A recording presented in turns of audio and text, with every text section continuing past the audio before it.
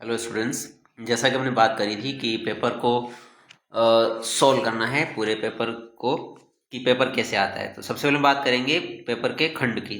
तीन तरह के खंड होंगे, पेपर तीन तरह से आएगा आपका। पूरा पेपर जो है उसमें तीन पार्ट होंगे। तीन पार्ट में से आपको पेपर का पहला पार्ट जो है उसको तो पूरा का पूरा करना पड़ेगा। पहले पार्ट को आपको पूरा करना पड़ेगा। जैसे कि यहाँ खंड अ लिखा हुआ है आपके, अ वाला खंड। इस अ खंड के अंदर 10 क्वेश्चन होते हैं और ये 10 के 10 आपको परमानेंट करने ही है। ये कंपलसरी, ये 10 के 10 जो है आपको करने हैं इनको। और ये एक शब्द से लेकर के 50 शब्द तक का जो इसका आंसर आप कर सकते हो। हम बात दूसरी करते हैं। दूसरा खंड जो है, दूसरे खंड में क्या करना है, ये आपका दूसरा खंड है। दूसरा खंड है आपका, जो हमने 5 इकाइयां पढ़ रखी है, उन 5 इकाइयों में से हर इकाई से 2 प्रश्न आपसे पूछे जाएंगे और हर इकाई से एक प्रश्न करना आपको जरूरी होगा। यानी कि जैसे हम बात करते हैं इकाई फर्स्ट की, तो इकाई फर्स्ट के अंदर ये नंबर क्वेश्चन नंबर 2 है और ये क्वेश्चन नंबर 3 है। अब अथवा दे रखा बीच में, यानी कि या तो आप पहले वाला क्वेश्चन नंबर 2 वाला क्वेश्चन करो या फिर नंबर 3 वाला क्वेश्चन करो। इन दोनों में से आपको कोई ना कोई एक क्वेश्चन करना ही होगा। इसी तरह से आपको इकाई 2 में भी उठाना है, इकाई 2 में भी आपको क्वेश्चन उठाना है। ऐसे ही अथवा में दे रखा है, या चौथा करो या फिर पांचवा करो। यानी कि समझ गए होंगे अब आप कि हर एक यूनिट के अंदर आपको एक क्वेश्चन तो करना ही करना है किसी भी तरह से। और क्वेश्चन आते कैसे हैं, तो देखो क्वेश्चन कैसे आते हैं। क्वेश्चन इस तरह से आते हैं, जब आपको इंटरफेस दिख रहा है, स्क्रीन के ऊपर आपको दिख रहा है इकाई 1। पहला क्वेश्चन पूछा है आपको, प्राचीन भारतीय इतिहास को जानने के पुरातात्विक स्रोतों के बारे में आप क्या जानते हो। या फिर यही क्वेश्चन आपको दूसरी लैंग्वेज में आपको दे सकते हैं। क्या पूछ सकता है आपसे कि भारतीय इतिहास को जानने के सर्वाधिक विश्वसनीय स्रोत, उनका उल्लेख करना है, या फिर विवरण पूछेगा या फिर विशेषताएं पूछेगा। अब इसका उत्तर एक ही होगा। हालांकि हम इस पेपर में आपको उत्तर सहित समझा रहा हूं, मैं पेपर पूरा का पूरा हम लोग है उत्तर सहित समझेंगे। ये जस्ट क्वेश्चन 2 है, क्वेश्चन 3 है, क्वेश्चन 4, ये सारे क्वेश्चन जो है जितने भी है, ये सारे क्वेश्चन का आंसर मैं अभी आपको बताऊंगा, पूरे के पूरे सारे आंसर। और आपको पीडीएफ भी मिल जाएगी ग्रुप के थ्रू, पीडीएफ भी डाल दूंगा पूरा। और ये इंपॉर्टेंट क्वेश्चन, और ये पेपर जो है आपको पहले आ चुका है, वो पेपर हम सोल्व कर रहे हैं। तो ये समझ गए होंगे आप कि अब आपको क्या करना है कि जो है पेपर जो है उसमें से दूसरा वाला खंड जो है, खंड ब, पार्ट बी, जो आपको 5 प्रश्न करने हैं टोटल, और 5 में से आपको हर एक यूनिट से एक क्वेश्चन उठाना है। जैसे यूनिट 1 यानी इकाई 1, इसमें 2 में से एक आपको करना ही करना है। और पेपर के अंदर जो क्वेश्चन, जो प्रश्न जो है वो आपको इस तरह से पूछा जा सकता है। जैसे आपका 3 नंबर का क्वेश्चन जो है ना, लोह युगीन संस्कृति से आप क्या समझते हैं। अब यही क्वेश्चन आपको इस तरह से पूछ सकता है कि भारतीय इतिहास में लोह युगीन संस्कृति का महत्व स्पष्ट कर दिए। अब यही क्वेश्चन आपको पूछ सकता है कि लोह युगीन संस्कृति की मुख्य विशेषताओं का वर्णन कीजिए। ये सारी चीजें आपको पूछ सकता है वो। फिर एक क्वेश्चन चौथा है, सिंधु सभ्यता की विशेषताओं का वर्णन कीजिए। इसी क्वेश्चन को आपको पूछ सकता है, सिंधु सभ्यता की विशेषताओं के आधार पर उसकी उन्नत सभ्यता होने का प्रमाण प्रस्तुत कीजिए। यानी कि अब लिखनी विशेषताएं, इसमें भी, इस वाले क्वेश्चन में भी आपको विशेषताएं ही लिखनी है, लेकिन इसने पेपर के अंदर सवाल को भाषा बदल दी इसकी इस तरह से। तो अब आप समझ गए होंगे कि पार्ट बी में आपको क्या करना है, हर एक यूनिट से एक क्वेश्चन उठाना है। हर एक यूनिट से आपको क्या करना है, एक उठाना है, हर एक यूनिट से, और आपको करते जाना है। फिर यूनिट 3 की बात करें तो ये 2 क्वेश्चन है जिसमें आपने 6 किया तो 7वां नहीं करना है। अगर बाय चांस आपने 7वां किया है, आपने 7वां किया है तो 6ठा नहीं करना है। फिर यूनिट 4 की बात कर रहे हैं, जैसे आपने 8वां कर दिया है तो आपको 9वां नहीं करना है। फिर यूनिट 5 में आपने जैसे ऊपर वाला क्वेश्चन कर दिया है तो नीचे वाला नहीं करना है। या फिर आपने नीचे वाला क्वेश्चन तो किया है तो ऊपर वाला नहीं करना है। यानी कि हर यूनिट के अंदर एक क्वेश्चन आपको उठाना होगा। ये होता है पार्ट बी। अब हम बात करेंगे पेपर के पार्ट सी की। पार्ट सी में टोटल कितने क्वेश्चन है, उसको कितने करने हैं आपको। अब पार्ट सी की जब हम बात कर रहे हैं, पार्ट सी में क्या होगा, आपको 300 शब्दों में इसका उत्तर देना होता है, 300 वर्ड्स। पार्ट सी में देखो 5 क्वेश्चन है। अब ये पार्ट सी वाले क्वेश्चन पूरे 5 यूनिट में से कहीं से भी आ सकते हैं। इनका कोई स्पेशल नहीं कि ये इसी यूनिट से आएगा, ऐसा कोई नहीं लिख रखा है। पार्ट बी में तो लिख रखा है कि हर एक यूनिट से आपको 2 प्रश्न करने हैं। ये तो आप माफ करना, हर एक यूनिट से आपको एक प्रश्न करने और दो आएंगे, उसमें से हर एक यूनिट में एक एक क्वेश्चन को आपको चूज करना है और फिर करना है। तो यहाँ आपको ऐसा कुछ नहीं, यहाँ तो आपको पांचों यूनिट में से क्वेश्चन कहीं से पुटअप हो सकता है, चाहे वो प्राचीन भारत यानी प्राग ऐतिहासिक काल से उठा सकता है, वो क्वेश्चन मौर्य काल से उठा सकता है, वो प्रश्न आपसे मौर्य काल के बाद मौर्योत्तर काल से भी दे सकता है, फिर वो वैदिक संस्कृति हड़प्पा सभ्यता से भी दे सकता है, हर्ष के साम्राज्य के बारे में दे सकता है, आपको गुप्त साम्राज्य के बारे में दे सकता है, यानी 750 ईस्वी तक हमारा जो सिलेबस है उसके अकॉर्डिंग पूछेगा। बात करते हैं पार्ट सी की, खंड स। ठीक है, अब इस खंड में आपको कुल पूरी पांचों यूनिट में से 5 प्रश्न मिलेंगे, 5। अब इंस्ट्रक्शन लिखा है, क्या है, खंड स अंक 20, कोई भी 2 प्रश्न करने हैं आपको, किसी भी तरह से कोई भी 2 प्रश्न करने, यानी कि आपको एक क्वेश्चन 10 नंबर का पड़ रहा है, एक प्रश्न जो है वो 10 नंबर का है। आपको कोई इन पांचों में से, मान लेते हैं आपको इन पांचों में से सबसे अच्छा आपको आंसर आ रहा है हड़प्पा सभ्यता के नगर नियोजन की विवेचना करने का, तो आप क्या करिए, आप क्या करोगे, आप हड़प्पा सभ्यता वाला एक तो ये छांटो, हड़प्पा वाला करना है मुझे, और दूसरा आपको गांधार और मथुरा कला के बारे में अच्छे से आपको पता है, या फिर इतिहास में गुप्त काल को स्वर्ण युग क्यों कहा जाता है इसका आंसर आपको पता है, या फिर आपको मौर्य प्रशासन पर एक लेख यानी कि मौर्य प्रशासन के बारे में आपको अच्छे से पता है, तो आपने जैसे ये चुन लिया मौर्य प्रशासन वाला, तो आपको ये भी नहीं करना, ये भी नहीं करना और ये भी नहीं करना, ये तीनों प्रश्न आपको नहीं करने, यानी कि आपको 2 ही करने हैं। समझ गए? अब आप शुरू से अब बात करते हैं पार्ट ए, बी और सी की। ये हो गया पार्ट आपका ए, पार्ट ए यानी कि खंड अ। अब इसमें से 10 में से 10 क्वेश्चन है, ये आपको पूरे 10 में से 10 करने हैं, 10 में से 10 है, ये आपको 10 में से 10 करने ही है, कुछ भी हो जाए ये आपको करने हैं। ठीक, अब बात बी पार्ट की आती है, खंड ब। खंड ब के अंदर 5 यूनिट है, ये देखो, थोड़ा इसको जूम करते हैं। खंड ब, प्रत्येक इकाई से एक एक प्रश्न चुनना है, टोटल 5 प्रश्न करने हैं, ये मैंने आपको बता दिया था कि आपको क्या करना है। आपने अगर इकाई 1 के अंदर तीसरा प्रश्न चूज किया है तो आपको दूसरा नहीं करना है, इकाई 2 के अंदर आपने चौथा प्रश्न करना है तो 5वां नहीं करना है, इकाई 3 में अगर आपको छठा प्रश्न करना है तो आपको 7वां नहीं करना है, इकाई 4 में आपको 9वां प्रश्न करना है तो 8वां नहीं करना है, छोड़ना है, इकाई 5 में से आपको 10वां करना है तो 11वां नहीं करना है, यानी कि एक इकाई के अंदर आपको एक प्रश्न करना है, हर एक यूनिट के अंदर आपको क्या करना है, एक प्रश्न करना है हर एक यूनिट में। जैसे ये कर दिया, ये वाला कर दिया, ये वाला कर दिया, ये वाला कर दिया और ये वाला, 5 क्वेश्चन हो गए आपका टोटल। अब ये क्या कह रहा है, 50 आप करना, 250 शब्दों में इसका उत्तर होना चाहिए, उससे अधिक नहीं होना चाहिए। टोटल अंक कितना है, 40। अब डिवाइड करते हैं हम 40 अंक, डिवाइडेड बाय 5, तो 5 1 जा 5, 5 8 जा 40, तो एक क्वेश्चन आपको 8 नंबर का पड़ रहा है। अब बात करते हैं पार्ट सी की। पार्ट सी के अंदर वही बात, वही कहानी, 5 प्रश्न आएंगे, 5 में से 2 करने, इस तरह से पार्ट ए, बी और सी। ये तो आ गया हमारा पेपर, ये पेपर पीडीएफ आपको भेज दूंगा। अब इसी पेपर का सॉल्यूशन हम कर रहे हैं, ओके, इसी पेपर का हम क्या कर रहे हैं, सॉल्यूशन। चलिए शुरू करते हैं। पार्ट ए वाला जो था उसका सॉल्यूशन ये रहा। पहला क्वेश्चन था, निम्नलिखित में से आप क्या समझते हैं, यानी नीचे जो दिए गए 10 प्रश्न हैं, 10 प्रश्नों का उत्तर क्या होगा, हम उत्तर ढूंढते हैं, उत्तर देख लेते हैं, साथ साथ में रिवीजन भी हो जाएगा, हमारा 5 यूनिट का रिवीजन भी हो जाएगा और जो प्रीवियस ईयर क्वेश्चन जो पेपर आया उस पेपर का भी रिवीजन हो जाएगा।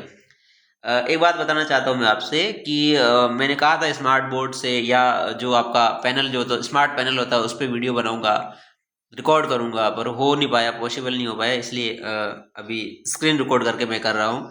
आप सोच रहे होंगे कि सर दिखाई क्यों नहीं दे रहे, बोल तो रहे, अब देखना क्या है, मेरी शकल तो आपको पता ही है। खैर शकल में नहीं जाना, अब हम क्वेश्चन का आंसर कर रहे हैं। पहला क्वेश्चन का पहला है सेल चित्रकला। सेल मतलब क्या समझते हैं, ये होती क्या है, इसके बारे में बताना है। सेल चित्रकला क्या है, मेरे साथ दोहराना, पढ़ना भी आपको, पढ़ना है साथ साथ में, ओके। प्रागैतिहासिक काल में गुफाओं और शिलाओं के दीवारों पर प्राकृतिक रंगों से बनाए गए चित्र सेल चित्र कहलाते हैं। अब सेल चित्रकला यानी कि जो दीवार किसकी? पत्थरों की दीवारें, जो शिलाएं यानी कि बहुत बड़े पहाड़, उन पर जो चित्र उकेरे गए हैं उनको हम क्या कहते हैं? शैल चित्र। शैल का मतलब ही होता है पहाड़, पर्वत, उसकी शिला। तो ऐसे उदाहरण हमें कहाँ मिले हैं? भीमबेटका, जो मध्य प्रदेश में, वहां से मिले। ये मतलब हो गया इसका। ये आपको, अगर आपने सही में से सही किया है, इस तरह से लिखा है, तो आपका नंबर काटेगा नहीं, वो पूरे में से पूरे देगा, क्योंकि ये नंबर 20 का है, यानी कि एक क्वेश्चन 2 नंबर का है। पर क्वेश्चन जो है वो कितने नंबर का है? 2 नंबर का। दूसरा क्वेश्चन, कौटिल्य। कौटिल्य के बारे में बताना। तो कौटिल्य, आपको इतना ध्यान रखना कि ये आदमी का नाम है, कोई वस्तु नहीं है, कोई जगह नहीं है, क्योंकि कौटिल्य नाम से पता, आपको पता है चंद्रगुप्त मौर्य का ये पुरोहित था, ठीक है, उनके संरक्षण में रहा है। और इन्हीं का नाम जो एक और है, हम विष्णुगुप्त भी कहते हैं, इन्हीं को हम क्या कहते हैं? चाणक्य भी कहते हैं। तो आपको क्या लिखना है इसके बारे में? जानकारी तो बहुत सारी है आपके पास कौटिल्य के बारे में, लेकिन आपको इसकी बेसिक जानकारी देनी है कि कौटिल्य चंद्रगुप्त मौर्य के प्रधानमंत्री और अर्थशास्त्र ग्रंथ के लेखक, यानी कि उन्होंने एक ग्रंथ लिखा जिसका नाम है अर्थशास्त्र, उनके लेखक है चंद्रगुप्त मौर्य, जो कि मौर्य साम्राज्य का प्रथम सम्राट था, प्रथम शासक था, उसके दरबार में प्रधानमंत्री रहे। और इनके अन्य नाम चाणक्य और विष्णुगुप्त भी रहे। तीसरा प्रश्न हम बात करते हैं धोलावीरा। अब ये भी आपको पता होना चाहिए, धोलावीरा क्या है? सभ्यता का एक केंद्र है। अब सभ्यता का एक स्थल है, तो अब स्थल के बारे में आपको बताना, ये जगह का नाम है, ये नगर है, जो कि हड़प्पा सभ्यता का एक भारतीय विख्यात नगर था। तो धोलावीरा सिंधु सभ्यता का प्रमुख नगर, जो उन्नत जल प्रबंधन, नगर योजना और विशाल जलाशयों के लिए प्रसिद्ध है। यहाँ विशाल जलाशय आपको देखने को मिलते हैं, और कुएं कुएं कुएं भी आपको यहाँ देखने को मिलते हैं, ठीक है। कुओं की बात आएगी तो हम धोलावीरा को याद रखेंगे। धोलावीरा यानी कि धोला का मतलब सफेद होता है और वीरा मतलब कुआं होता है। फिर मेगास्थनीज, फिर वापस इंसान का नाम आ गया। मेगास्थनीज कौन है? मेगास्थनीज सेल्यूकस निकेटर का जो है वो राजदूत था।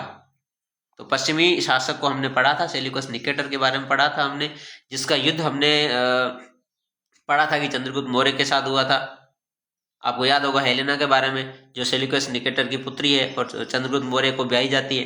तो मेगास्थनीज उसके साथ में आता है, और मेगास्थनीज जो है वो क्या है? सेल्यूकस निकेटर का राजदूत है, पश्चिमी यूनान शासक जो है उनका।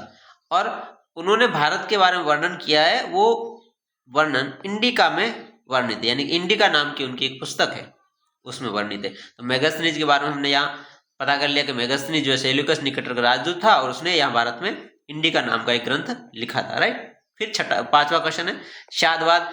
शादवाद क्या है? ये हम पढ़ चुके थे जैन धर्म के सिद्धांतों में। जैन धर्म के जब हम सिद्धांत पढ़ रहे थे, उसमें हमने शायदवाद देखा था कि शायद यानी कि शायदवाद जिसको हम बोला है, शायद ये भी हो सकता है, शायद वो भी हो सकता है, इस तरह से जैन दर्शन का एक सिद्धांत है शायदवाद, यानी कि सत्य की सापेक्षता बताने वाला सिद्धांत।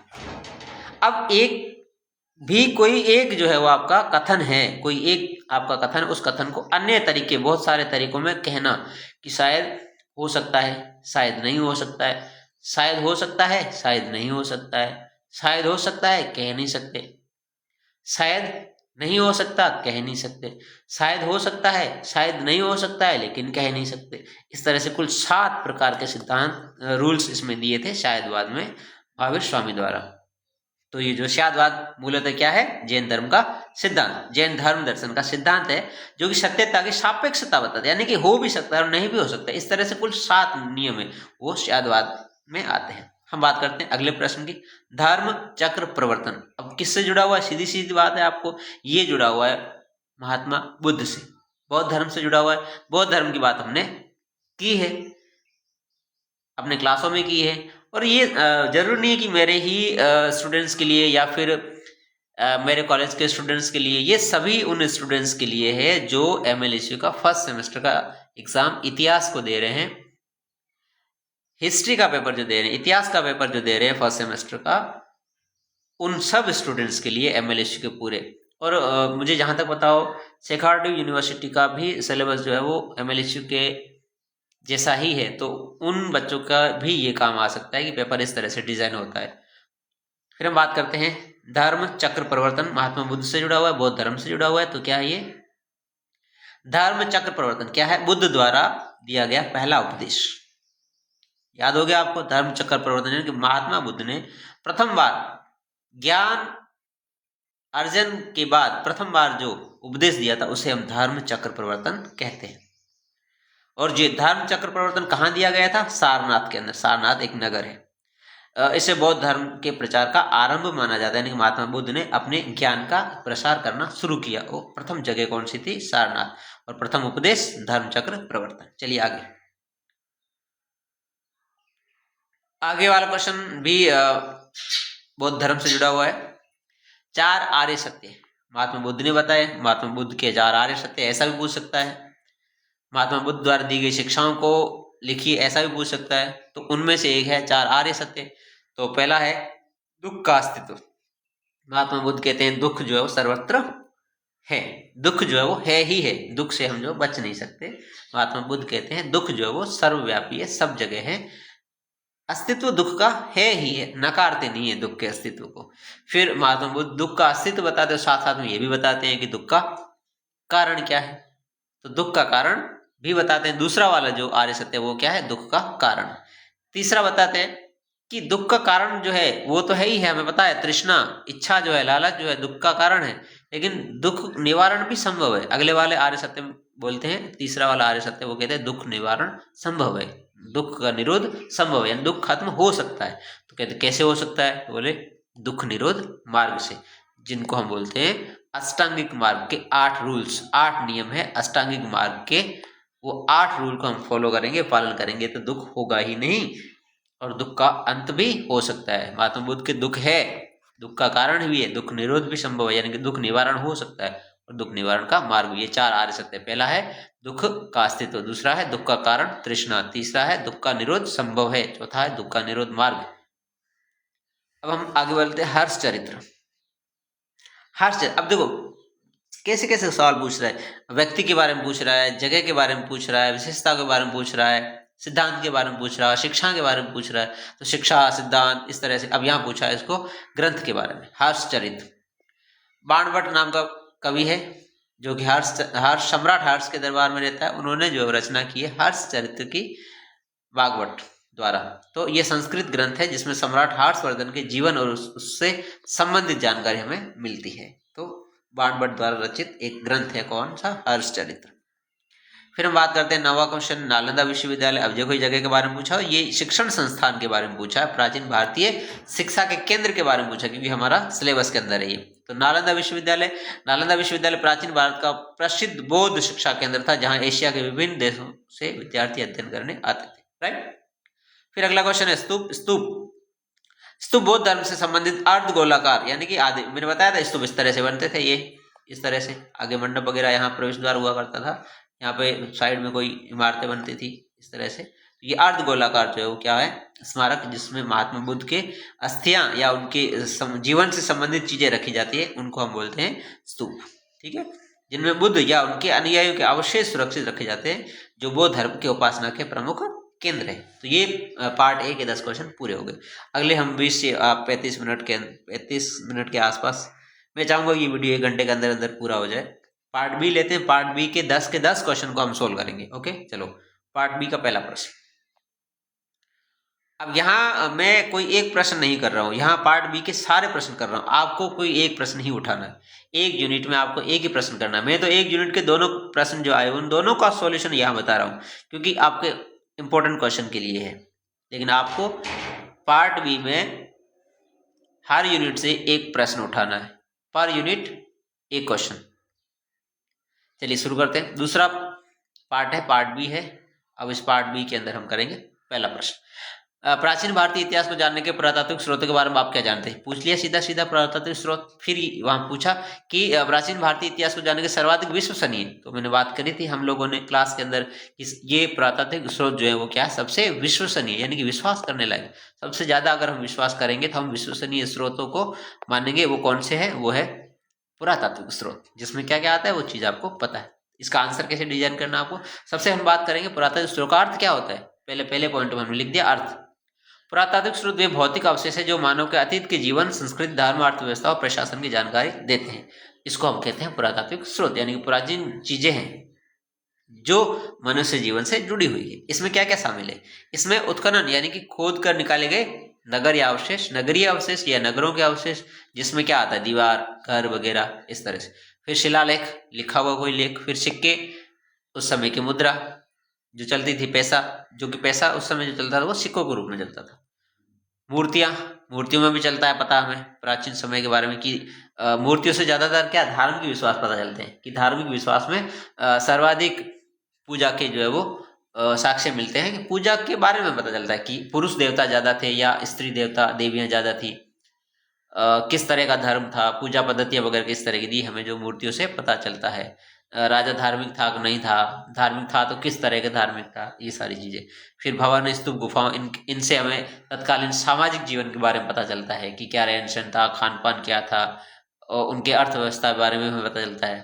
फिर मोहरे, इनसे पता चलता है तत्कालीन सभा समिति या तत्कालीन कोई राजनीतिक दल है उनके बारे में, राजा के वंश के बारे में, इस तरह से। मृद भांड, उस समय की संस्कृति के बारे में बताते हैं हमें, उस समय की खान पान, यानी कि ये सारी चीजें, ये सारे उपकरण इस तरह के जो प्राचीन है ये पुरातत्व स्रोत होते हैं। अब हम दूसरा, ये तो हमने बेसिक जानकारी ली। उसके बाद दूसरा पॉइंट हमने डाला पुरातत्व स्रोतों का प्रकार, कितने प्रकार के होते हैं ये पुरातत्व स्रोत में शामिल तो ये है क्या, नगर, शिलालेख, सिक्के, मूर्तियां, भवन, स्तूप, ये है। लेकिन अब इनको हम डिवाइड करेंगे। सबसे पहले हम रखेंगे उत्खनन से प्राप्त अवशेष। तो उत्खनन से प्राप्त अवशेष में क्या क्या हो सकता है, जैसे सभ्यता, जो हमने सभ्यताएं खोजी उनके नगर, जैसे मोहनजोदड़ो, हड़प्पा, धोलावीरा, कालीबंगा, ये जो है उत्खनन से प्राप्त अवशेष है हमें, यानी कि नगरों के अवशेष हमें मिले, पूरे के पूरे नगर मिले हमें, सभ्यता के नगर मिले। वो हमें बताते हैं कि प्राचीन भारत के अंदर लोग किस तरह से रहते थे, भारतीय संस्कृति किस तरह की थी। अब इनका महत्व क्या है, महत्व है कि हमें कैसी कैसी चीजों के बारे में पता चलता है कि वो लोग इस्तेमाल करते थे। तो उस समय की नगर योजना के बारे में पता चलता है हमें। महत्व यानी कि क्या विशेषता है उनकी, महत्व विशेषताएं जनरली जो है वो महत्व में चली जाती है। हाँ, ये इसका ये इंपॉर्टेंस था, उस समय के नगर इस तरह से बने होते थे, ये जानकारी हमें मिलती है इन नगरों से। आर्थिक जीवन के बारे में जानकारी, कृषि के बारे में जानकारी, कृषि करते थे, खेती करते थे, पशुपालन के बारे में अगर करते थे तो व्यापारिक और तकनीकी जानकारी हमें मिलती है। ये महत्व है इनका पुरातात्विक स्रोत। दूसरे टाइप के हमने बोला है प्रकार में, दूसरे प्रकार में शिलालेख, तो यानी कि जितने पत्थर, स्तंभ, गुफा, ताम्रपत्र, ये सारे के सारे किसमें गिने जाते हैं, शिलालेखों में गिने जाते हैं। जैसे सम्राट अशोक के शिलालेख, जिसमें धर्म, प्रशासन और धार्मिक नीति के बारे में हमें सम्राट अशोक के बारे में पता चलता है। जैसे प्रयाग प्रशस्ति का लेख जो सम्राट समुद्रगुप्त का है, और समुद्रगुप्त ने अपनी विजयों के बारे में उसमें वर्णन करवाया है। तो इसमें क्या महत्व क्या है इसका, हमें शिलालेखों से क्या जानकारी प्राप्त होती है, तो शासकों की नीति निर्माण, शासक जिस तरह की नीति निर्माण करते हैं अपने साम्राज्य में उसकी जानकारी मिलती है। राज्यों की सीमाओं की जानकारी मिलती है कि जहां जहां ये हमें मिलते हैं शिलालेख, वहां वहां हम मानते हैं कि शासकों का जो है वो राज्य रहा होगा। दान के बारे में, धर्म के बारे में, प्रशासन के बारे में सारे सारे जो उस शिलालेखों में शिलालेखों में उत्कीर्ण करवाते थे। ऐतिहासिक घटनाओं का भी पता चलता है, जैसे युद्ध की घटना है, दान की घटना है, ब्राह्मणों को दिए गए दान के बारे में, संधि की घटना है, ये ऐतिहासिक घटना है। हम अगले टाइप में लेते हैं सिक्के, न्यूमिस्मेटिक, जो सिक्कों का अध्ययन, जो अध्ययन शास्त्र है उसको हम न्यूमिस्मेटिक कहते हैं।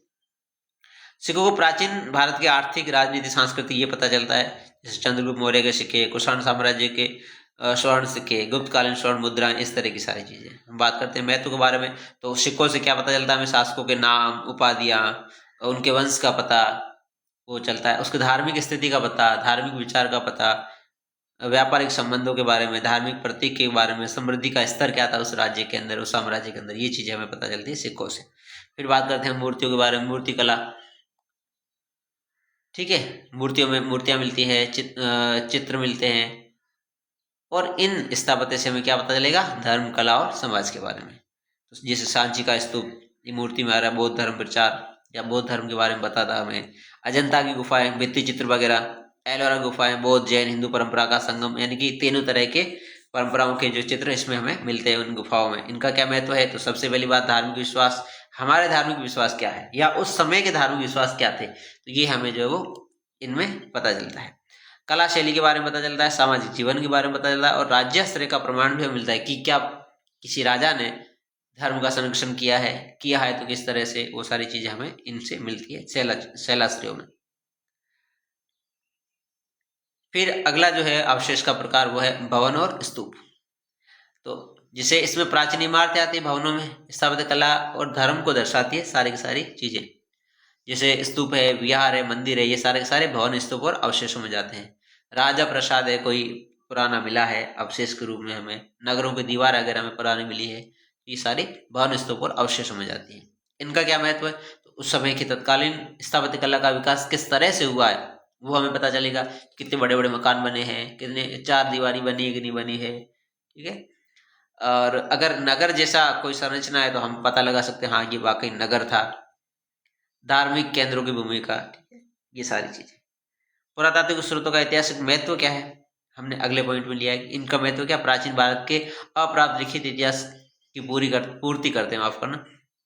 जो प्राचीन भारत का, जैसे हड़प्पा सभ्यता के काल को हम देखें तो हमें लिखित इतिहास नहीं मिला है, मिला तो है लेकिन उसको अभी तक हम पढ़ नहीं पा रहे हैं। हड़प्पीय लिपि यानी कि हड़प्पा सभ्यता की लिपि जो है उसको हम नहीं पढ़ पाए अभी तक। तो हम उस समय के उत्खनन, उस समय की जो इस्तेमाल की गई चीजों को देखकर, उस समय के अवशेषों को देखकर हम सिर्फ अनुमान लगा सकते हैं या फिर हम बता सकते हैं कि ऐसा ऐसा उन्होंने किया होगा। पुरातात्विक स्रोत जो है इनकी सबसे बड़ी और अच्छी विशेषता ये है कि इतिहास को वैज्ञानिक और प्रमाणित बनाते हैं, राजनीतिक, आर्थिक, धार्मिक और सांस्कृतिक जीवन की जानकारी देते हैं, और विभिन्न सभ्यताओं की तुलना के अंदर आप विभिन्न सभ्यताओं की तुलना संभव बना सकते हैं, यानी कि आपस में तुलना कर सकते हो। बाद में लास्ट में अगर निष्कर्ष लिखना चाहो तो लिख सकते हो इस तरह से कि पुरातात्विक स्रोत हमारे प्राचीन भारतीय इतिहास की रीढ़ है, यानी कि प्राचीन भारतीय इतिहास का पता अच्छे से हमें पुरातात्विक स्रोतों से चलता है। जैसे शिलालेख, मूर्तियां, स्थापत्य उत्खनन से प्राप्त अवशेषों के बिना हम प्राचीन भारत की सभ्यता, शासन प्रणाली, संस्कृति को ठीक तरह से हम समझ नहीं पाएंगे। अगर हमारे पास ये पुरातात्विक स्रोत नहीं होंगे तो हम ये चीजें नहीं समझ पाएंगे। इसीलिए ये जो इनका महत्व बहुत ज्यादा है। इसी का जो तीसरा क्वेश्चन आ गया यूनिट 2 का, मैं तो सारे क्वेश्चन करवा रहा हूँ, यानी कि सारे क्वेश्चन हम कर रहे हैं, लेकिन आपको सिर्फ एक यूनिट से एक क्वेश्चन उठाना है, सिर्फ एक क्वेश्चन, वो भी पार्ट बी में। पार्ट सी में 5 आएंगे, 5 में से 2 करने, ठीक है। अगर आप भूमिका लिखना चाहो तो लिख सकते हो, बाकी डायरेक्ट शुरू कर सकते हो इसको। लोह युगीन संस्कृति आपसे क्या समझते हो, अब इसी क्वेश्चन को दूसरे तरीके से पूछ रहा है, भारतीय इतिहास में लोह युगीन संस्कृति का महत्व क्या है। फिर इसी क्वेश्चन को घुमा के पूछ लिया, लोह युगीन संस्कृति की मुख्य विशेषताओं का वर्णन कीजिए। अब इस क्वेश्चन का उत्तर जो है आपको इस तरह से देना है, यानी एक ही तरह से अगर उत्तर देना है आपको तो इस तरह देना। भूमिका लिख दिया कि भारतीय इतिहास में लोह युगीन संस्कृति का महत्वपूर्ण स्थान है। यह वह काल था जब मानव ने तांबे और कांसे के स्थान पर लोहे के औजारों और हथियारों का व्यापक प्रयोग किया, यानी कि ये इस समय की बात कर रहे हैं। भारत में लोह युग का आरंभ लगभग 1200 ईसा पूर्व के आसपास हुआ, यानी कि 1000, हम मानते ही हैं कि 1000 ईसा पूर्व में, बीसी, बिफोर क्राइस्ट, 1000 ईसा पूर्व में हमने जो क्या लोहा खोज लिया था और लोहे को औजार निर्माण करना शुरू कर दिया था। इस काल के आगे चलकर नगरों, राज्यों और संगठित राजनीतिक व्यवस्था की नींव रखी गई, ठीक है। लोह युग संस्कृति का अर्थ और विशेषताएं। लोह युगीन संस्कृति का अर्थ क्या है, लोह युगीन संस्कृति से तात्पर्य यानी कि अर्थ उस सभ्यतागत चरण से जिसमें समाज का प्रमुख आधार लोहे की तकनीकी बन गया था, यानी कि लोहा इस्तेमाल बहुत ज्यादा होने लगा था उस समय, लोहे के औजार, लोहे के हथियार, इस तरह से। प्रमुख विशेषताएं क्या है इस काल की, सीधी सी बात है, लोहे से जुड़ा हुआ है तो लोहे के औजार मिलेंगे, हथियार मिलेंगे, जो कि जंगलों की कटाई, वृक्षों की कटाई या अपने खेती में इस्तेमाल किए जाने वाले हथियार, उपकरण, माफ करना, उपकरण, ये सारी चीजें, ठीक है।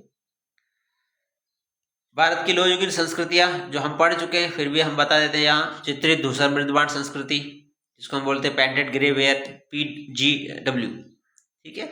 ये इसका क्षेत्र हरियाणा, पश्चिमी उत्तर प्रदेश, गंगा और यमुना का दुआब है। इसकी मुख्य विशेषताएं क्या है, समय आप देख लेना। काल, धूसर रंग के बर्तन है जिस पर काले रंग का क्या है, ज्यामिति चित्र क्या होता है, जैसे ये बना दिया आयत, ये बना दिया त्रिभुज, ये ज्यामिति, ये बना दिया वृत्त, ये ज्यामितीय आकृतियां है, ज्यामितीय आकृतियां, ठीक है, ज्योमेट्री। ये वृत्त बना दिया, त्रिभुज बना दिया, षटकोण बना दिया, ठीक है, पंचकोण बना दिया, षटकोण बना दिया, इस तरह से ये सारी चीजें। फिर दूसरी संस्कृति बात करते हैं तो NBPW, ये भी आपके सिलेबस में है। उत्तरी काले पॉलिशदार मृदबाण, जिसको नॉर्दर्न ब्लैक पॉलिश वेयर बोलते हैं, ये समय है इसका, तो ये इनका क्षेत्र है और ये मुख्य विशेषता है इनकी। ये सारी विशेषताएं आप पढ़ लेना, PDF में आपको भेज दूंगा। वीडियो लंबा नहीं हो इसलिए मैं थोड़ा जल्दी कर रहा हूँ, तो प्लीज़ इन क्वेश्चन को पीडीएफ के थ्रू पढ़ लेना। पीडीएफ में भेजूंगा, ये वाले पीडीएफ में आपको भेज दूंगा सेम, ये पूरा सॉल्यूशन आपको भेज दूंगा ताकि आप पढ़ सको अच्छे से। मैं तो अभी बता रहा हूँ इसका आंसर जल्दी जल्दी, क्योंकि वीडियो मेरे को जल्दी खत्म करना है। फिर हम बात कर रहे हैं अगली संस्कृति की, मेघालय संस्कृति। इसका समय है ये क्षेत्र है यहाँ, और इस तरह की ये मुख्य विशेषताएं हैं इनकी, ये पढ़ लेना पीडीएफ से। ये महत्व आप लिख सकते हो कि इन संस्कृतियों का महत्व क्या है। बस्तियां नगर विकसित करवाए, व्यापार मार्गों को विस्तार किया, समाज को संगठित किया, और संक्रमण काल में बहुत ज्यादा लोग फैले। आगे चलकर महाजनपद और मौर्यकाल साम्राज्य की क्या पड़ी, नींव पड़ी। ये इन्हीं संस्कृतियों की देन है। अगला प्रश्न, सिंधु सभ्यता की विशेषताओं का वर्णन। अब सिंधु घाटी सभ्यता की विशेषताओं का वर्णन करना है आपको, विशेषताएं लिखनी। इसी प्रश्न को आपको घुमा फिरा के क्या पूछेगा, सिंधु सभ्यता की विशेषताओं के आधार पर उनकी उन्नत सभ्यता होने का प्रमाण प्रस्तुत कीजिए। अब सवाल आपको चकरा घुमा सकता है, पूरा का पूरा दिमाग खराब कर सकता है ये सवाल, क्योंकि आप ये तो पढ़ोगे नहीं कि विशेषताओं के आधार पर, ये आप पढ़ोगे नहीं, आपको ध्यान भी नहीं आएगा कि क्या पूछ रहा है ये। ठीक है, ये आपको ध्यान भी नहीं आएगा, तो आप तो सीधे यहाँ जाओगे लास्ट में, उन्नत सभ्यता होने का प्रमाण क्या है। अब आप घूम जाओगे, दिमाग घूम जाएगा, तो आपको पूरा ठीक से पढ़ना। मैं बता रहा हूँ वैसे तो यहाँ पे, यहाँ क्या करना है आपको, विशेषताएं लिखनी है। ठीक है, तो इसको ये सवाल दूसरी तरह से पूछा गया है। सिंधु सभ्यता का परिचय दे दिया पूरा हमने, ये सभ्यता थी इस तरह से। ठीक है, विस्तार पश्चिम पाकिस्तान लेकर वर्तमान में जो है लगभग 12 से 13 लाख वर्ग किलोमीटर, 12 लिखा है यहाँ, 13 लाख वर्ग किलोमीटर है।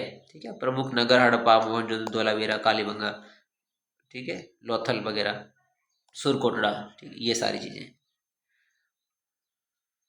फिर हम उन्नत नगर, सबसे पहली विशेषता हम बात कर रहे हैं उन्नत नगर योजना। ठीक है, नगर यानी कि वर्तमान सिटी की तरह ही बने हुए, वर्तमान सिटी की तरह, जिस तरह सिटी मकान होते, गलियां होती है, सिटी की नाली व्यवस्था होती है, उसी तरह से हड़प्पा सभ्यता के भी नाली व्यवस्था उन्नत है, नगर योजना उन्नत है। सुसंगठित नगर व्यवस्था थी, आयताकार सड़कें थी, घर बने हुए थे, जैसे वर्तमान हमारे मोहल्ले बने होते हैं। ईंटों का अनुपात उल्टा इसमें लिखा है, बाकी होना चाहिए 4:2:1, ऐसा होना चाहिए। ठीक है, थोड़ा मिसप्रिंट हो गया। नगर जो थे वो 2 भागों में विभाजित थे। 2 भाग मतलब एक तो था ऊंचा थोड़ा सा, 4 दीवारी युक्त, ठीक है, इसके अंदर घर वगैरह बने हुए थे। एक थोड़ा नीचे था जो लगभग 4 दीवारी नहीं थी, ये आम जनता के घर हुआ करते थे इसमें। और ये टीला जो था नगर टीला था, जिसमें बड़े लोग रहते थे। ठीक है, ये तो 2 भाग है, उछला और निचला नगर। ठीक है, तो अगली विशेषता वैज्ञानिक जल विकास निकास प्रणाली। जल निकास प्रणाली कैसी थी, साइंटिफिक थी, यानी कि घरों से जल निकलता, नाली में जाता, छोटी नाली में, फिर छोटी नाली से बड़ी नाली में, फिर बड़ी नाली से जो है वो उससे भी बड़ी नाली में जल जाता था इस तरह से, फिर यहाँ से जल ये इधर थे, और फिर आगे जाके जो है गांव से सीधा बाहर हो जाता था। ये जो आपके जल निकास व्यवस्था। ठीक है, अगली विशेषता आर्थिक जीवन और व्यापार, ये भी इसकी बहुत अच्छी विशेषता है। आर्थिक जीवन और सभ्यता का विकास अच्छे से हुआ है ना इस समय में, जैसे गेहूं जो तिल की खेती, सबसे पहले प्रमाण यहाँ मिला है। और बाट जो तोलने के, इस तरह के बाट मिले जो कि व्यापारिक संगठन का संकेत देते हैं। देखो मेलुआ कहते थे मेसोपोटामिया के लोग भारत की सभ्यता को, भारत को, ठीक है, भारतीय इस सभ्यता को या इस क्षेत्र के लिए जो है वो मेसोपोटामिया लोगों ने क्या शब्द दिया है, मेलुआ। और मेलुआ हमारे इसी भारत की सभ्यता के बारे में कहा गया है। फिर अगली नगर योजना की या सुनियोजित विशेषता क्या है, सामाजिक और सांस्कृतिक जीवन, जिसमें क्या है, देखो आवासीय ढांचे के आधार पर हम बता सकते हैं कि मध्यम वर्गीय और उच्च वर्गीय जीवन का संकेत मिलता है, यानी कि लोग समृद्ध हुआ करते थे। मिस्र की सभ्यता के जैसे राजमहल या पिरामिड नहीं मिले यहाँ पे, लेकिन हम अनुमान लगा सकते हैं कि यहाँ का समाज जो अपेक्षाकृत समता मूलक था। ठीक है, धार्मिक मान्यताएं भी थी इस समाज की, मातृ देवी की पूजा, उर्वरता की देवी की पूजा, वर्णयानी यानी कि अरण्यानी जो है वन की देवी, उसकी पूजा करते थे। एक मुहर मिली जिस पर जो है भगवान शिव यानी पशुपति जैसी आकृति है, जो कि एक पुरुष है जो 3 मुख वाला है, योगासन मुद्रा में बैठा हुआ है। तो ये हमारे धार्मिक मान्यताएं थी प्राचीन सभ्यता की। लिपि और प्रशासन, यहाँ का डेवलपमेंट जो हुआ है वो कैसे कैसे हुआ है, प्रशासन भी तो होगा कोई तरह, इस तरह के डेवलपमेंट को संभालने के लिए। तो हमें लिपि मिली है, लेकिन 400 से 450 संकेत है, सिर्फ संकेत है, इसको इसीलिए हम कहते हैं संकेत लिपि, संकेत लिपि, या फिर बुस्त्रोफेदन। बुस्ट्रोफेदर के लिए। ठीक है, ये सारी चीज, ये इनकी विशेषता है। ठीक है, ये आपको विशेषताएं लिखनी। आगे ऋग्वेद कालीन धार्मिक जीवन का। अब ऋग्वेद काल का समाज और उनका धार्मिक जीवन कैसा था, सबसे हम बात करेंगे ऋग्वेद काल की। थोड़ा बहुत ऋग्वेद काल के बारे में लिख दिया, उसके बाद हमने क्या कर दिया, ऋग्वेद धर्म की मूल प्रवृत्ति क्या थी उसके बारे में बोल दिया, मूल प्रकृति के बारे में बता दिया। ये धर्म बहुदेववाद या विशेषता शुरू हो गई, मतलब इसमें धार्मिक जीवन का वर्णन कीजिए, यानी कि इन धार्मिक जीवन की विशेषता लिखनी है। इस समय का धार्मिक जीवन कैसा था वो विशेषता लिखनी है। जिसमें पहली विशेषता आ गई ऋग्वेदी धर्म की मूल प्रवृत्ति। तो ये बहुदेववादी था क्योंकि अनेक देवी देवताएं थी, उनकी उपासना की जाती थी। और कहीं कहीं हमें एकेश्वरवाद की प्रवृत्ति भी दिखाई, यानी कि एक ईश्वर की पूजा का विधान। तो ये ऋग्वेदिक धर्म, ऋग्वेदिक कालीन लोगों का धर्म था। मूल प्रवृत्ति क्या थी, एकेश्वर और बहुदेववाद। बहुदेव में बहुत सारे देवी देवताओं की पूजा करना। और उद्देश्य क्या था इस प्रकार के धर्म का, ऋग्वेदिक लोगों के धर्म का उद्देश्य क्या है, सांसारिक समृद्धि करना। जैसे पशुधन ज्यादा हो, वर्षा अधिक हो, हमें विजय मिले, हमें संतान उत्पत्ति हो। ठीक है, यानी कि ऋग्वेद काल में प्रधान आध्यात्मिक साधना मोक्ष नहीं था। मोक्ष प्रधान नहीं था जरूर मोक्ष, लेकिन प्रधान नहीं था। प्रधान क्या था कि हमें मिले किस तरह की चीजें, हमारे पास ज्यादा गायें हो, पशुधन ज्यादा हो, वर्षा ज्यादा हो, जैसे खेती ठीक हो, हमारे राजा को या हमारे को विजय मिले, युद्ध में जीत मिले। ये सारी चीजें हम मांगते थे उपासना में, पूजा में। संतान उत्पत्ति, लड़का हो, वर्तमान में कहीं कहीं बहुत ज्यादा चलता है ना बॉयज वाला, लड़का लड़का लड़का, इस चक्कर में 2-4 छोरियां हो जाती। तो ये सारी चीजें हम ऋग्वेदिक काल के लोगों की थी, जो कि हम जनरली वर्तमान में भी इस तरह की धारणाओं का पालन कर रहे हैं। कुछ लोग कर रहे हैं, कुछ लोग नहीं कर रहे, कुछ लोग जो कर ही रहे हैं धर्म के हिसाब से। ये सारी चीजें पूजा करते हैं, जैसे पशुधन बढ़ाने के लिए पूजा करते हैं वेस्टर्न राजस्थान में कि हाँ पशुधन ज्यादा हो, अच्छा हो, सुरक्षित हो, इस तरह से। प्रमुख देवता और उनका स्वरूप, अब इस समय में हम ये विशेषता है इनकी कि किस तरह के देवता थे, उन देवताओं का स्वरूप कैसा था, किस तरह से उन्होंने देवताओं को मढ़ा था, यानी कि उन देवताओं का किस तरह से आकृत किया था, उनको किस तरह से आकृति बनाई थी उन देवताओं की। ऋग्वेदिक देवता प्राकृतिक शक्तियों को प्रमाणीकरण थे, यानी प्रकृति के जो चिन्ह थे वो, उन चिन्हों को जो कहीं ना कहीं हमने देवताओं के रूप में ले लिया था। जैसे भगवान इंद्र की कल्पना हमने की थी वर्षा के देवता के रूप में, और सबसे ज्यादा जो पूजा होती थी उस समय वो इंद्र की होती थी। ये कैसे हमें पता चला, ये हमें पता चला ऋग्वेद से। ऋग्वेद के अंदर सर्वाधिक अगर कहीं नाम उल्लेखित हुआ वो किसका हुआ है, भगवान इंद्र का। कितनी बार, लगभग 250 बार। इंद्र भगवान को वर्षा का देवता कहते हैं। युद्ध के विजय के रूप में हम इनको जानते थे। इनकी पूजा जो है वो वर्षा लाने के रूप में या युद्ध में विजय दिलाने के रूप में होती थी। इंद्र के वाहन का नाम जो था ऐरावत थी, ऐरावत। ठीक है, ऐरावत में चढ़ के आते हैं, इस तरह की आकृति हमने बनाई थी इंद्र भगवान की। दूसरा अग्नि को यज्ञ के देवता माना जाता था और देवताओं का दूत भी माना जाता था। और अग्नि का लगभग 200 बार जो उल्लेख हुआ है ऋग्वेद के अंदर। फिर वरुण, ऋत जिसको बोला जाता था, या ऋत का संरक्षक है। नैतिक व्यवस्था जो थी वो वरुण की जिम्मेदारी थी। लोग अनैतिक ना हो, नैतिक हो। नैतिकता क्या है, क्या सही है क्या नहीं, क्या करना है, क्या व्हाट डू और नॉट डू, तो ये सारी चीजें वो इनकी जिम्मेदारी थी। सोम रस के देवता, ये धार्मिक उत्साह के प्रतीक थे। पियो सोम रस और फिर धर्म में डूब जाओ। ठीक है, धार्मिक प्रवृत्ति में डूब जाओ। सोम रस के देवता जो सोम को कहा जाता है। उसके बाद में बहुत सारे देवता है, सूर्य है, उषा है, प्रकाश है, जीवन है, नवीनता के प्रतीक के रूप में इनका जो है वो पूजा की जाती थी। किसकी, सूर्य की, सूर्य और उषा दोनों की। और भी देवी देवता बहुत सारे हैं, संध्या की देवी वगैरह, भोर के देवता वगैरह, ये सारे और भी देवता हमने यहाँ कुछ का उल्लेख किया है। उपासना की पद्धति क्या थी, यज्ञ और प्रार्थना से होती थी। यज्ञ और प्रार्थना द्वारा हम हमारे देवी देवताओं की, हमारे उपासकों की पूजा जो है वो अर्चना किया करते थे। धार्मिक जीवन का केंद्र यज्ञ था, यानी कि धार्मिक क्रियाएं सबसे ज्यादा जो संपन्न कराई जाती तो किससे कराई जाती थी, यज्ञ से कराई जाती। यज्ञ सर्वाधिक मात्रा में होते थे और बिना अग्नि के यज्ञ हो नहीं पाता था, इसलिए अग्नि को जो है वो यज्ञ का देवता माना गया है। देवताओं को अर्पित किया जाता था क्या, हवीर। हवीर यानी हम जो आहुति देते थे, आग के अंदर, घी की, अन्न की, सोमरस की, इसको हम हविर कहते हैं। ठीक है। उसके बाद हम गृहस्थ, देखो यज्ञ गृहस्थ जो स्वयं करता था, पुरोहित वर्ग का वर्चस्व सीमित था। यानी कि गृहस्थ व्यक्ति जो था लगभग वो खुद ही यज्ञ कर लेते थे। और यज्ञ करने का उद्देश्य क्या होता था? वर्षा अधिक हो, खेती हो, पशुधन बढ़े, संतान। वो हमने धार्मिक उपासना में पहले ही पढ़ लिया था कि हम पूजा क्यों करते थे। फिर हमारे नैतिक अवधारणा और दार्शनिक महत्व या दार्शनिक तत्व जो है वो इस समय का क्या था? ऋग्वैदिक धर्म का। ऋग्वैदिक धर्म में ऋत, कॉस्मिक ऑर्डर, नैतिक व्यवस्था, ये जिम्मेदारी वरुण की थी, आपको पता ही है। वरुण को ऋत का रक्षक माना गया है। सत्य, वचन पालन, अपराध बोध, पाप प्रायश्चित की भावना विकसित हो चुकी थी। यानी कि आपको सत्य ही बोलना है हमेशा, असत्य बोलोगे तो गलत हो जाएगा। आपने जो वचन दिया है उसको पालना करनी ही पड़ेगी। जैसे हम आप आजकल हम लोग मुकर नहीं जाते, होते हम सूरत पोल पे, बताते हाथी पोल का, होते हम उदयपुर में, बताते हम जयपुर का। तो सारे वचन पालना हम नहीं करते, झूठ बोलते हैं, ये सारी चीजें।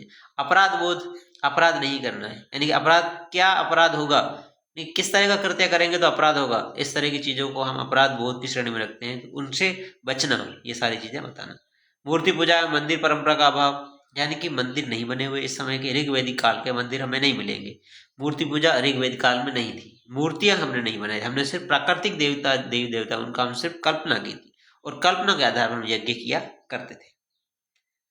अगला क्वेश्चन जो है जैन धर्म की शिक्षाओं के बारे में है।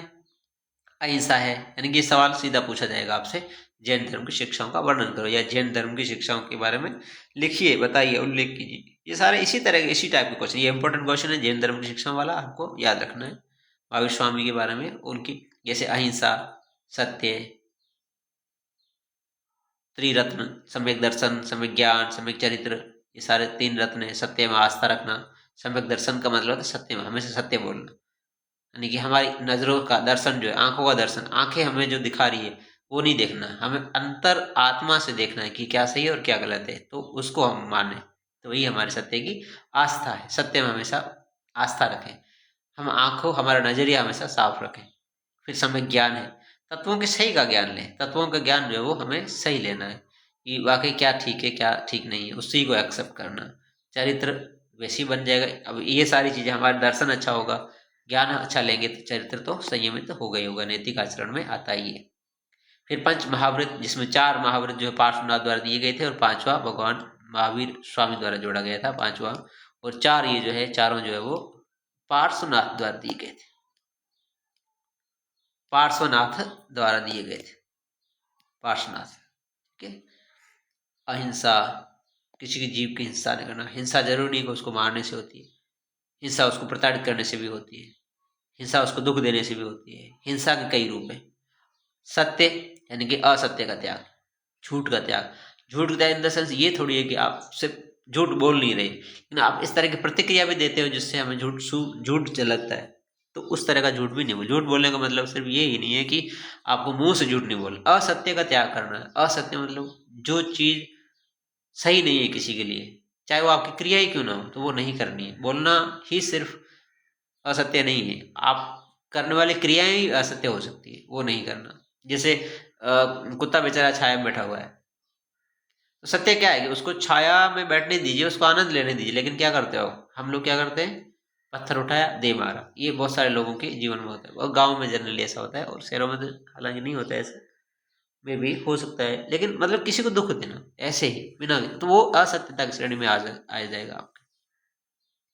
तो असत्य का त्याग करना है ना हमें इस चीज से। तो हमारे अंदर बुराई है तभी तो वो निकल रही है ना बाहर, तो चाहे वो बोली से निकले, चाहे वो हमारे एक्शन से निकले, क्रिया से निकले, है तो बुराई ना। तो असत्य का त्याग करना। फिर अस्त्य है, चोरी नहीं करना। चोरी सिर्फ ये नहीं है कि आप किसी चीज चुरा रहे हो, वस्तु चुरा रहे हो। अब आप मजाक मजाक में कोई बोल देना, जी चुरा लेना, मन चुरा लेना, दिल चुरा लेना, हाँ ठीक है, अच्छी बात है ये।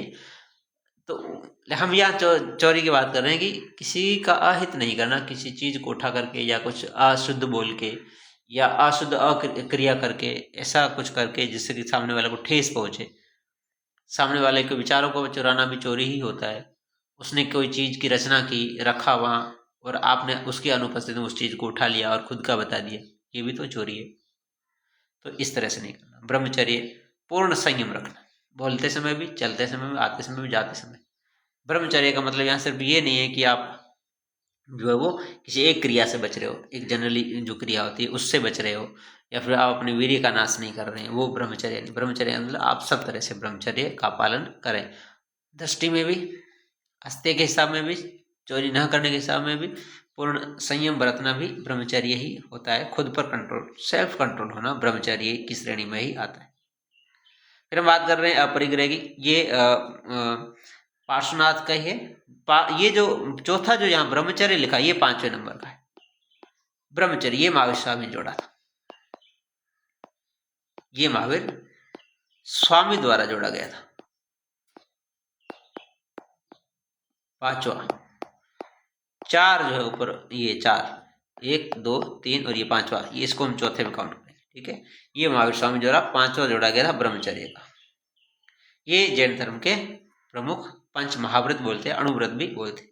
कर्म का सिद्धांत और मोक्ष की धारणा, ये भी जैन धर्म की बहुत बड़ी शिक्षा है। जैन दर्शन के अनुसार प्रत्येक आत्मा स्वतंत्र और शुद्ध है, किंतु कर्मों कारण बंधन पड़ती। अब हम किस तरह सोचते हैं, करते हैं, उसी कारण हम जो अपने आप को बंधन में डालते हैं। शुभ अशुभ कर्म आत्मा से चिपक जाते हैं, किसी भी तरह कर्म है वो हमारे अंदर जुड़ जाता है। ये जैन धर्म की बात कर रहा हूँ, मैं खुद की बात नहीं कर रहा हूँ। यहाँ मैं किसी भी तरह कोई भी खुद की बात नहीं कर रहा हूँ, यहाँ हम सिलेबस की बात कर रहे हैं, उससे आए हुए प्रश्न की बात कर रहे हैं। तब संयम और साधना, कर्म से पूर्ण मुक्ति ही मोक्ष है, ये भी इनकी शिक्षा है। मोक्ष प्राप्त आत्मा सिद्ध लोक में, यानी कि हम जो स्वर्ग वगैरह जन्म मरण चक्र से मुक्त हो जाती है, सीधी स्वर्ग चली जाती है, उसको मोक्ष मिल जाता है। यानी कि जो हमारे अंदर का जो जीव है, जो बोल रहा है, जो हमें सपने में भी जिंदा रहता है, यानी सपने में भी सचेत रहता है, वो अचेत नहीं होता। हम तो अचेत हो जाते हैं, नींद में होते हैं, सपना आता है, सपना देखता कौन है? हम तो उस समय जगते नहीं है, हम तो होश में नहीं होते, फिर सपना कौन देखता है? फिर और सपना दिखता है, फिर सपने को याद भी कौन रखता है? क्योंकि हम तो नींद में होते हैं।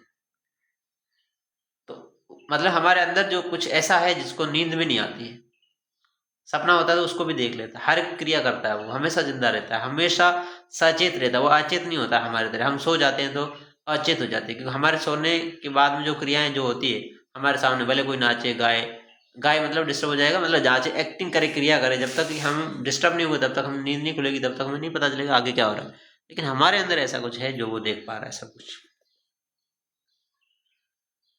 अगला, जो अगली शिक्षा है जैन धर्म की, वह अनेकांतवाद, शादवाद या नयवाद। इसका फर्स्ट में हमने देखा था, एक छोटे क्वेश्चन के रूप में आया था, वो सारी चीजें। तो वीडियो लंबा हो रहा है, इसलिए मैं इसको थोड़ा खत्म करना चाहूंगा, कि ये बहुत सारे प्रश्न सारे सोल्व कराना था, लेकिन समय नहीं है इसलिए।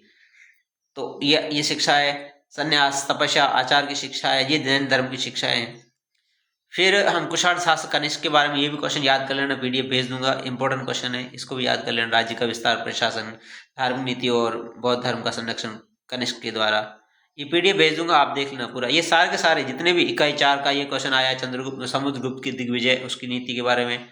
फिर अगला आया समुद्र विजय और व्यवस्थित अध्ययन करके, ये पूरा पूरा डिजाइन किया हुआ, ये पीडीएफ आपको मिल जाएगी, पूरा पढ़ लेना। उत्तर भारत आर्यावर्त में प्रथम अभियान, 2 अभियान किए थे, पहला और दूसरा। फिर दक्षिण भारतीय राज्यों का अभियान किया था। फिर सीमावर्ती राज्य और विदेशों से भी संबंध समुद्रगुप्त के रहे हैं, तो विदेशी संबंध और उपलब्धियां, ये सारी चीजें इसमें लिखी हुई, आपको पढ़ लेना अच्छे से। तो ज्यादा वीडियो लंबा हो रहा है, इसलिए मैं इसको रोक रहा हूँ, यानी कि आपको पूरा बता रहा हूँ। फिर चोल साम्राज्य का क्वेश्चन आ गया इसी यूनिट में, चोलों का योगदान क्या रहा हमारे भारतीय इतिहास में, ठीक है। प्रशासनिक योगदान क्या था उनका, आर्थिक और सैन्य योगदान क्या था उनका। फिर हम बात करेंगे कला और वास्तुकला के बारे में, क्या योगदान था उनका, साहित्य के बारे में क्या योगदान था उनका, धर्म के बारे में, ये सारे योगदान जो है वो चोलों के आपको पढ़ने हैं, पीडीएफ भेज दूंगा। तो इस तरह से ये सारे क्वेश्चन मैंने आपको क्या कर दिया, सोल्व कर दिए, इसका आंसर लिख दिया। मंदिर निर्माण कला कहाँ की, दक्षिण भारत की, उनकी विशेषता यहाँ लिखनी, संक्षिप्त टिप्पणी, और यहाँ मैंने दे दिया गोपुरम, मंडप वगैरह, प्रकार तीर्थ, ये सारी चीजें। फिर हम बात करते हैं अगले क्वेश्चन की, प्राचीन भारतीय शिक्षा के केंद्र तक्षशिला विश्वविद्यालय। अब दोनों पूछ सकता है, और जितने भी शिक्षा केंद्र हमने पढ़ रखे हैं उनके बारे में एक के बारे में सवाल आएगा, तो यहाँ पे आपको तक्षशिला के बारे में बताया गया। फिर यह नालंदा भी पूछ सकते हैं, क्योंकि नालंदा अभी भारत सरकार ने जो है उसको फिर से इनोवेशन किया है इसका, तो नालंदा के बारे में पूछ सकता है। तो नालंदा, जिस तरह से तक्षशिला का क्वेश्चन का आंसर बना है, डिजाइन हुआ है, उसी तरह से आप नालंदा का भी डिजाइन कर सकते हैं।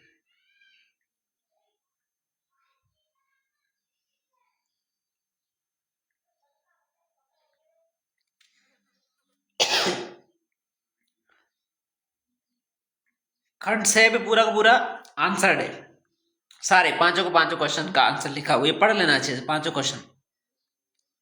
जैसे पहला क्वेश्चन है कुषाण काल का संस्कृति की प्रमुख विशेषताओं को वर्णन। कुषाण काल था, पूरा पाषाण काल था, हाँ पूरा पाषाण, माफ करना पूरा पाषाण काल था, कैसे क्या बोल जाता हूँ मैं। तो पूरा पाषाण का भी डिजाइन किया हुआ, इसको अच्छे से पढ़ लेना पूरा का पूरा। उसके बाद में यानी कि सब पार्ट के तीनों पांचों क्वेश्चन, पांचों भी आपको सोल्व किए मिलेंगे, आप पूरे पढ़ लेना चाहिए, इंपॉर्टेंट है। आज ही ये काम पूरा कर लेना, ओके। चलो bye bye, tata, best of luck for your exam. ये सारे सारे आंसर डिजाइन किए हुए, मौर्य प्रशासन, उसकी विशेषताएं, ठीक है, ओके बाय।